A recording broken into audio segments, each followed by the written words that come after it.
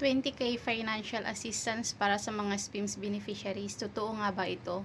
Okay, teachers, yan ang pag-uusapan natin sa ating video ngayong araw. Okay, based po sa mga previous batches ng SPIMS, yes po, totoo pong may matatanggap na 20K financial assistance ang mga SPIMS beneficiaries. Saan ba galing itong 20K at ano ang purpose nito? Okay, teachers, ang 20K na ito ay galing po sa DMW. Ito po ay financial assistance para sa ating mga SPIMS beneficiaries. At ang purpose nito ay ibili natin ang ating mga teaching kits or mga kagamitang panturo. For example, na-deploy na kayo at kailangan nyo ng laptop, printer, or even your school uniform. So, yung 20K na po yun po ang ating gagamitin. Okay, another question. Saan ba mag-a-apply para makapag-avail nitong 20K financial assistance? Okay. Mag-a-apply po kayo, teachers, sa email mismo ng SPIMS. Doon po kayo mag-submit ng inyong application.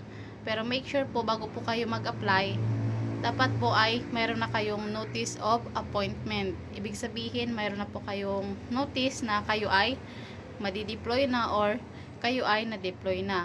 Kasi yun po ang magiging proof natin na tayo ay na-deploy na sa DepEd para makapag-avail na po tayo nitong 20K financial assistance para sa ating mga SPIMS beneficiaries.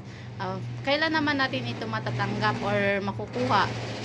Okay, based po sa last year na batch, sa batch 50, natanggap po nila ang kanilang teaching kit or itong 20K financial assistance month of December.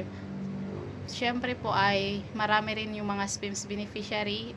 Kailangan pa rin pong i-verify yung information ng bawat isa, including kung ikaw nga po ay SPIMS and also you're already deployed on the DepEd public school.